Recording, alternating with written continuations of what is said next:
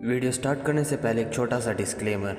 मैं चाहता हूँ कि तुम अपने हेडफोन्स डाल लो और इस कहानी को ध्यान से सुनो, क्योंकि ये पार्ट 3 है और शेरलॉक होम्स की कहानी में मैं नहीं चाहता कि तुम एक भी डिटेल मिस कर दो। मिस सूजन कशिंग, जो कि क्रॉस स्ट्रीट में रहती है कैरोलिन में, इस साजिश की विक्टिम बनी है। ये इस केस को देख के ऐसा लग रहा है कि ये कुछ लोगों की सोची समझी मजाक है, अनटिल कोई इविल पर्पस न अटैच हो इस केस से। कल सुबह 2 बजे की बात है। उन्हें पार्सल से एक पैकेट मिलता है। उसके अंदर एक कार्डबोर्ड बॉक्स होता है जो कि सोल्ड स्टैंड से भरा होता है। वो जब उसे खाली करती हैं तो शॉक में चले जाती है, क्योंकि उसमें मिलते हैं 2 असली ह्यूमन ईयर्स, जो कि लग रहा था कि ताज़े निकाले हों। वो उन्हें बेफास्ट के पोस्ट ऑफिस से डिलीवर हुआ था, जिसमें सेंडर का कुछ एड्रेस मेंशन ही नहीं किया हुआ।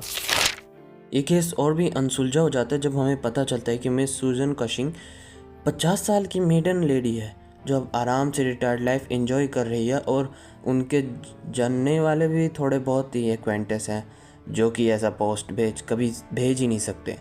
हालांकि उनका मानना है कि ये हरकत उन 3 मेडिक स्टूडेंट्स ने की है जिसे उन्होंने अपना मकान रेंट पे दिया था लंदन में, जो बहुत ही शरारती थे, जिसके कारण उन्हें अपार्टमेंट से निकाल दिया गया था। उनमें से 2 आयरलैंड से थे एंड मोस्ट प्रोबेबली बेलफास्ट से थे। पुलिस भी इसी थ्योरी को मानती है। लगता है आज हम बोर नहीं बैठेंगे। आज के लिए फाइनली एक केस मिल ही गया। हाँ, और आज एक और लेटर मिला मुझे इंस्पेक्टर लेस्टार्डे से।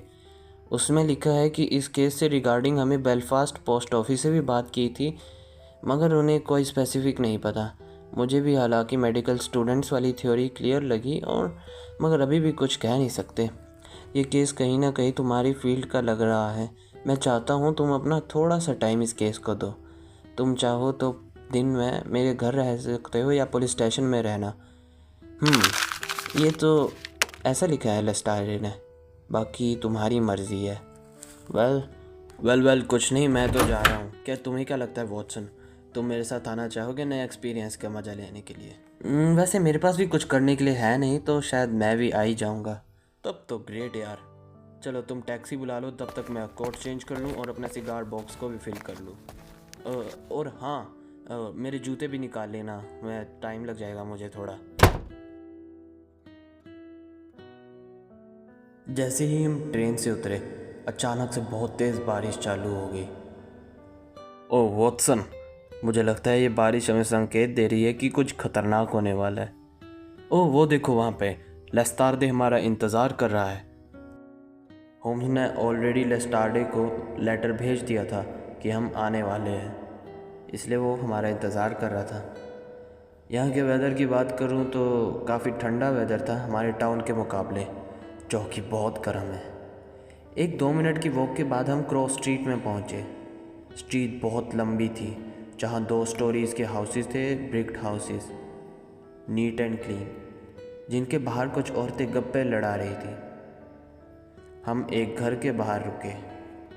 हमने डोरबेल बजाई और एक सर्वेंट ने दरवाज़ा खोला। हाय, मैं होम्स हूँ। तुम्हें पता ही होगा मैं केस से रिलेटेड बात करने आया हूँ, तो मैं डायरेक्ट मिस कुशिंग से ही बात करूँगा। इससे तुम्हें एतराज़ नहीं होगा, है ना? सामने वाले रूम में बैठी थी एक औरत, जो करीब 50 साल की होगी। काफ़ी शांत चेहरा, गहरी आँखें, बिखरे बाल। एक एंटी मस्कारा उसकी गोद में पड़ा था, और एक बास्केट जिसमें कलर्ड सिल्क का एक उसके साइड में था। जो वो औरत और कोई नहीं बल्कि मिस कुशिंग थी। अब आगे क्या हुआ, ये केस जानने के लिए तुम्हें अगला पार्ट का इंतज़ार करना होगा।